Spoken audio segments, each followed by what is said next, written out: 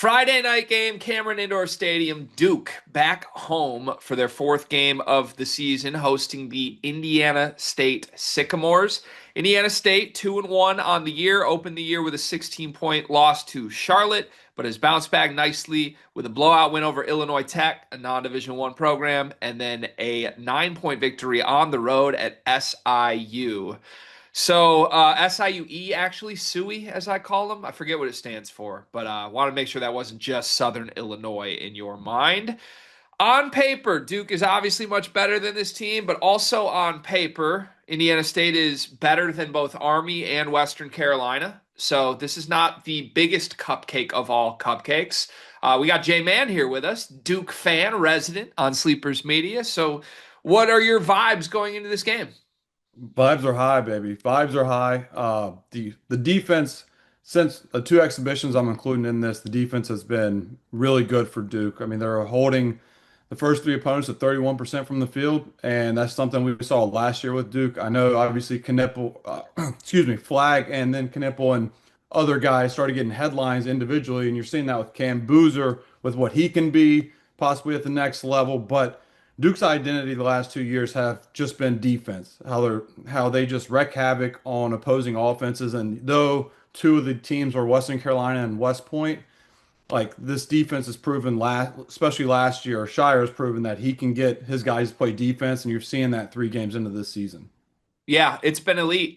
Nothing short of it thus far. Boozer's obviously electric. I think this is my first Duke preview of the season to do. We might have done Duke Kansas. I can't remember. But I'm excited to talk this team because I've watched every game of this team.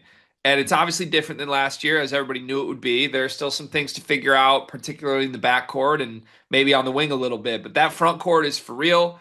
They're not really feeling a playmaking gap right now to me. I thought maybe that would be the case, but man, coming off a game where four different guys had four or more assists for Duke has to carry some positive momentum into this. I want to ask you this. Against Army, from what I saw, they just went full speed ahead in the second half offensively, and obviously the box score backs that up. 65 points in the second 20 minutes of that game. Now, again, Indiana State is not Army. They're going to be more of a threat there, but what did Duke find in the second half of that game, and how much do you think they can just sort of continue what they showed in those final 20 minutes?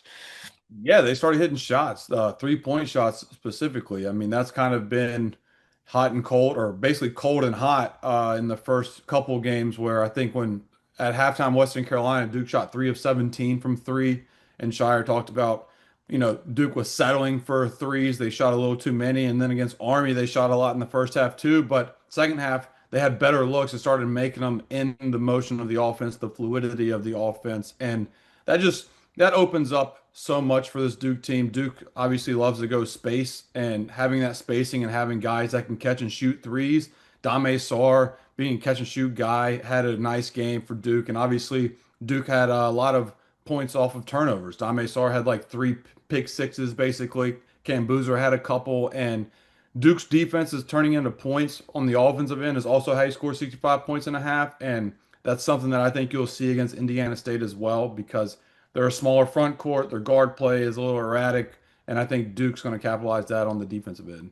Yeah, what are the biggest priorities against this Indiana State team? As you talked about, the guard play can kind of come and go. In fact, if you look at just the profile of personnel on this team, Sterling Young is their best guard, second leading scorer. He's 13 points a game this season, under 1 assist a game. Pretty much every bucket that is assisted from this team comes from Xavier Hall, who's averaging 7 assists a game. So you will see like a pure facilitator kind of table setting for everybody else in this game. Outside of that, three of their top four scorers are front court pieces. Ian Scott's the leading scorer, a kind of a wing jumbo forward type, averaging 14 and 10 on the year. And then they've got two 6'10 centers that do not play together from what I've seen. They just stagger and combine for 14 minutes, but they're both productive. Add them together, Derek Vorst and Marcus Harding are averaging 19 points a game this year. It's a pretty even split from what I've seen. I wouldn't expect those guys to have much success against a Boozer Nagamba front court with Malik Brown mixed in, but you never know. Like, I don't know. What's the threat level of these guys, and how what do you have to take away? Yeah, I mean that is the key. That is a question mark because like Young, I put it in my write-up. I did a preview for Action Network, and my write-up was with Young. I think he's 35% on layups this year around the rim. So he's a decent catch and shoot guy. So I think Duke's just going to funnel him with their guards to the rim and challenge him at the rim as he struggles to shoot around the rim. And then their front court, they are pretty productive, but they're not playing against bigs that are like Duke, and even Nick Heminio can be thrown in and play some four for Duke to give them some size. And so I think their guy's going to be a little challenged with that. Duke's defense, like I said, has been lights out, and uh, I just think Indiana State, it's going to be tough for them to score because of Duke's defense. Duke starting five, I did this on a deep dive. Nobody is giving up worse than 28% field goal against on the season. Pat Gongba is the one that has the highest field goal against and is 28.5%. For perspective, Isaiah Evans, guys are shooting 4 of 23 against Isaiah Evans, and people view him as a catch and shoot guy. He's done a pretty good job for Duke defensively as well. Yeah, he's been better than expected on that end, at least from my personal expectations. I think you and I talked about Duke in the preseason. We did the state of the program. I haven't talked to you since on this team. And, some of my proposed identity questions I think have come true. Like I still don't love the guard play. I don't think Caleb Foster has blossomed where they want him to, but you kind of got to accept what he is. It's definitely good enough. Caden Boozer has shown a lot of optimistic things to believe in. Like he could certainly keep emerging as the year goes on. Sarr's coming off his best performance of the year, 19 points against Army, his first game in double figures. Was that a turn the corner moment for him that you think can carry over into this? I think so. He had a really good bounce back because Western Carolina, he just didn't look comfortable that whole game. He gets really hard on himself. Shire talked about that. He just needs to like kind of move on next play and not really harp on like a mistake. And I think he bounced back well against Army to where hopefully, I mean, the ultimate test for him is Kansas, right? So if he can show, not self-implode, then Dame Sarr is my X factor for this year, and I liked a lot what I saw against Army. Okay. Yeah, so the way I'm kind of framing this Duke team broadly right now, I think they're great. I think they're absolutely a national title contender. Um, I kind of fluctuate. In the middle of the summer, I'm like, this team should be one of the favorites. They're not being talked about that way. Like they're kind of viewed as a bottom half top 10 team. I don't get why. And then I saw some of the exhibition stuff and I was like, okay, maybe I get why. There's a lot of questions they need to answer here outside of the front court. To me, here's my personal view on it through 3 games. I feel like the answer more than anything is just Isaiah Evans being a lot more of a complete player than just a shooter. And I kind of buy that he can be that. Like you said, he's been better defensively than I expected. Coming off a game with 3 assists, he looks like a legitimate kind of go-to perimeter player to me in a way I didn't necessarily expect. To me, his emergence has sort of covered up for the team for the fact that we still do need answers from Sarr and Haminia and all of the point guards. Do you agree with me that like maybe Evans is sort of just the all-encompassing answer here outside of the front court for what Duke needs?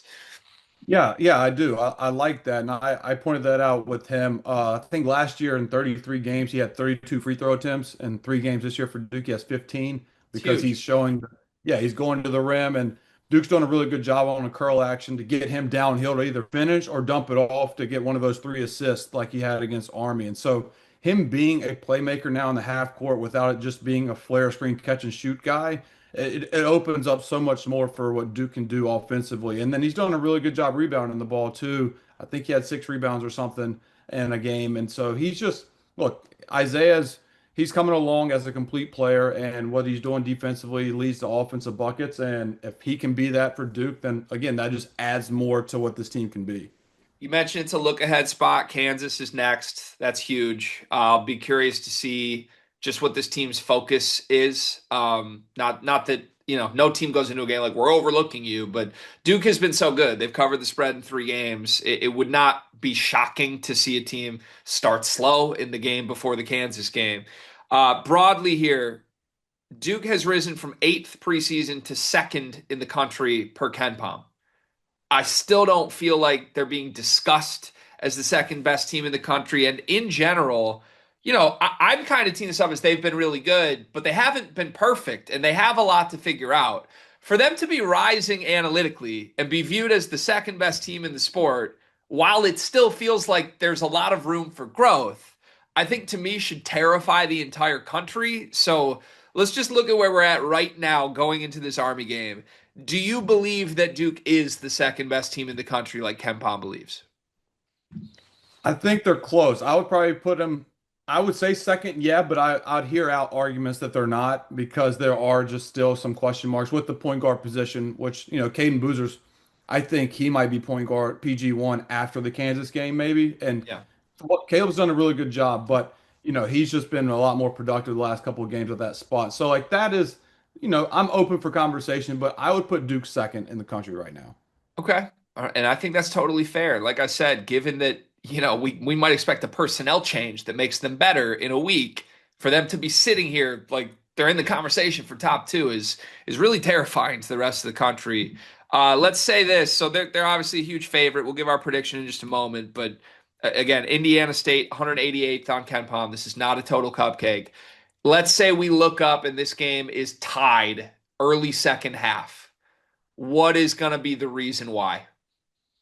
Duke just settling on the offensive end. That's something that they have done in the first couple of games. They've had wasted possessions though in a couple of blowouts.